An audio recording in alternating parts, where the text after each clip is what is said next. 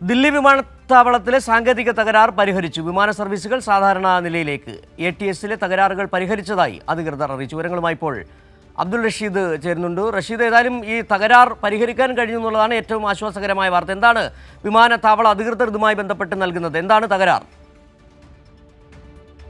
സിജു, 24 മണിക്കൂറിലേറെ നീണ്ടു നിന്നിട്ടുള്ള പ്രതിസന്ധിക്കാണ് ഇപ്പോൾ പരിഹാരമായിരിക്കുന്നത്. കഴിഞ്ഞ ദിവസമാണ് ഇത്തരത്തിൽ ദില്ലി വിമാനത്താവളത്തിലെ ATSലുണ്ടായിട്ടുള്ള സാങ്കേതിക തകരാറ് മൂലം നിരവധി വിമാന സർവീസുകൾ പൂർണ്ണമായും റദ്ദാക്കുകയും അതോടൊപ്പം നിരവധി സർവീസുകൾ വൈകുകയും ചെയ്തിട്ടുള്ളത്. എന്തായാലും ഈ എയർ ട്രാഫിക് കൺട്രോൾ ഡാറ്റ കൈകാര്യം ചെയ്യുന്നതുമായി ബന്ധപ്പെട്ടുള്ള ഓട്ടോമാറ്റിക് മെസ്സേജിംഗ് സിസ്റ്റത്തിലെ സാങ്കേതിക തകരാറാണ് ഇത്തരത്തിൽ വിമാനം വൈകാൻ കാരണമായത്. ഈ സാങ്കേതിക തകരാർ മൂലം ഉദ്യോഗസ്ഥർക്ക് വിമാനങ്ങൾ മാനുവൽ ആയിക്കൊണ്ട് കൈകാര്യം ചെയ്യേണ്ട ഒരു സാഹചര്യമുണ്ടായി.